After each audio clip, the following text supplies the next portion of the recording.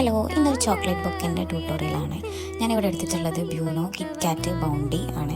ആദ്യം ഞാൻ ചോക്ലേറ്റ്സ് ഒക്കെ ജ്യൂസർ ടാപ്പ് വെച്ചിട്ട് സ്റ്റിക്ക് ചെയ്ത് കൊടുത്തു. പിന്നെ അതിന് ശേഷം ബാമ്പു സ്റ്റിക്ക് വെച്ചിട്ട് സ്റ്റിക്ക് ചെയ്തു. പിന്നെ അതിൻ്റെ മേലെ സെലോട്ട പൊട്ടിക്കുകയാണ് ചെയ്തിട്ടുള്ളത്. 4 കിറ്റ്കാറ്റ്, 4 ബ്യൂണോ, പിന്നെ 8 ബൗണ്ടിയാണ് ഇവിടെ എടുത്തിട്ടുള്ളത്.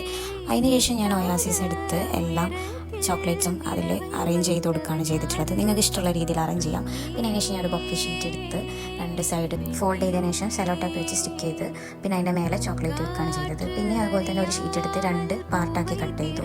ആ ഷീറ്റിനെ ഞാൻ പിന്നെ ഇതുപോലെ തന്നെ 2 സൈഡ് ഫോൾഡ് ചെയ്ത് നെക്സ്റ്റ് ലെയർ ആക്കി ടൈ ചെയ്യുകയാണ് ചെയ്തിട്ടുള്ളത്. പിന്നെ ഞാനൊരു ഫ്ലവർ ബഞ്ച് എടുത്ത് അത് ഇതുപോലെ തന്നെ അറേഞ്ച് ചെയ്ത് ടൈ ചെയ്ത് കൊടുത്തു.